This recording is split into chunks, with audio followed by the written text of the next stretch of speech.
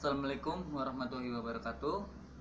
Perkenalkan, nama saya Saiful Hanan, mahasiswa dari IAIN Pekalongan, jurusan Bimbingan Penyuluhan Islam. Di sini saya akan memberikan penyuluhan tentang HIV/AIDS. Terlebih dahulu saya akan menjelaskan tentang pengertian HIV/AIDS.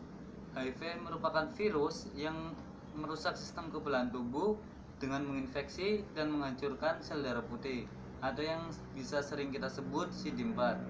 Semakin banyak sel darah putih yang dihancurkan, maka kekebalan tubuh akan semakin lemah hingga rentan diserang berbagai penyakit.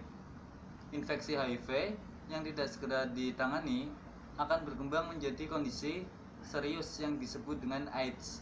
AIDS sendiri merupakan stadium akhir dari penularan HIV. Penularan virus HIV sendiri dapat ditularkan melalui kontak dengan darah yang terinfeksi, air mani, ataupun cairan vagina.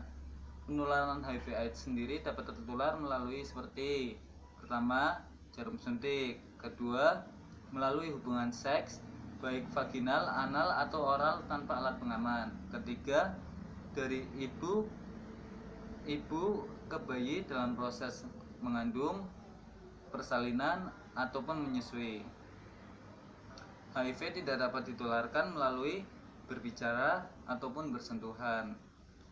Maka untuk orang yang terkena HIV sendiri ataupun masyarakat umum yang belum terkenal, marilah kita melakukan tes HIV, karena tes HIV sendiri merupakan salah satu cara menentukan seseorang tertular HIV atau tidak.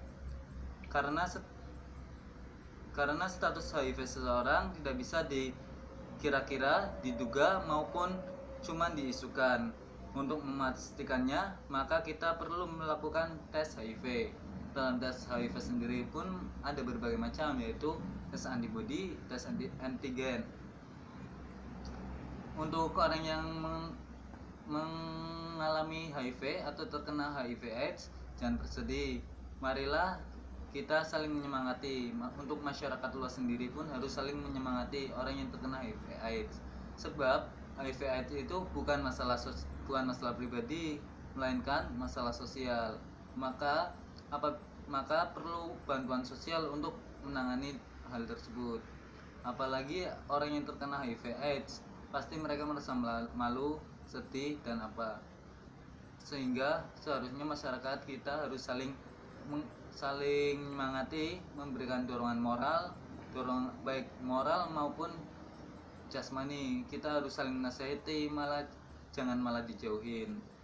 Untuk cara penanganan tersendiri dibutuhkan kerjasama semua pihak.